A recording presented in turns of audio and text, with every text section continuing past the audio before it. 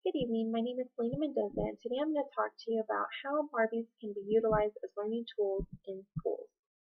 Toys reflect social norms which can affect the child's development of ideals and values. Barbie has served as a popular American icon for female beauty since the late 1950s. 90% of young girls between the ages of 3 to 10 will own at least one Barbie doll during their lifetime. The point of my research is to determine whether the effects of Mattel's new Barbie launch will positively impact an adolescent girl's view on self-perception and body image by incorporating these dolls into the classroom setting. Educators must recognize the importance of play and promote cultural awareness by incorporating diversity into the curriculum. Toys present messages about gender, adult roles, and values that children internalize as early as the age of 4. At this age, children begin to realize that their skin color has social meaning in society. The extent of the empirical research done on this topic has been based on opinions and popular media articles, but none have had substantial information to link whether there is a relationship between Barbie dolls and these two variables of body image and self-perception. Barbie dolls are only one way in which children gain their ideals and values of what society expects of them. In the 1940s, a doll test was conducted to determine the psychological effects of segregation on African American children. The results concluded that African American children associated positive characteristics such as beautiful and smart with the Caucasian dolls as opposed to the African American dolls. A similar study was done in 2001 when first graders were asked to racially identify themselves with which doll best represented them. The results concluded that the African American children accurately depicted themselves with the African American dolls, but when asked which one they liked the most, they chose the Caucasian dolls.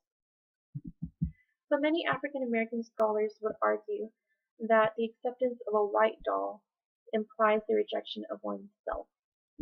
Again, behavior is not something that is inherited genetically. It is something that fosters over time, and this all leads back to the early development of self-concept at the age of 4. This poses the research question of how does sociocultural influences impact a child's self-evaluation and development of self-concept. And this goes back to the Barbie dolls. Do the toys impact this? What factors contribute to the development of self-evaluation and a child's self-concept? So with this, the sample will be taken from 120 African American children in Lubbock, Texas, between the ages of 6 to 8. Each group will be placed in 3 experimental conditions. One will be exposed to the traditional Caucasian American Barbie doll. The second will be to the new launch of Barbie dolls, which depicts an average woman, has different skin types, hair types, body shapes.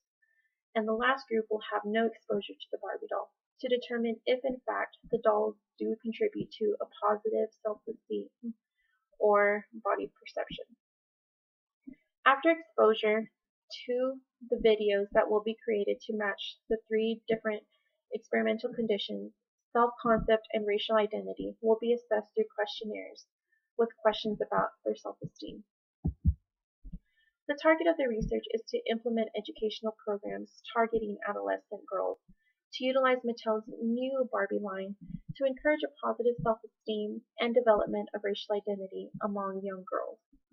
This will not only result in a higher understanding of diversity, but also promotes a healthier self-esteem among adolescent girls.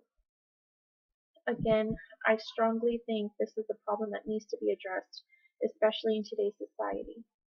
Thank you for your consideration and your time.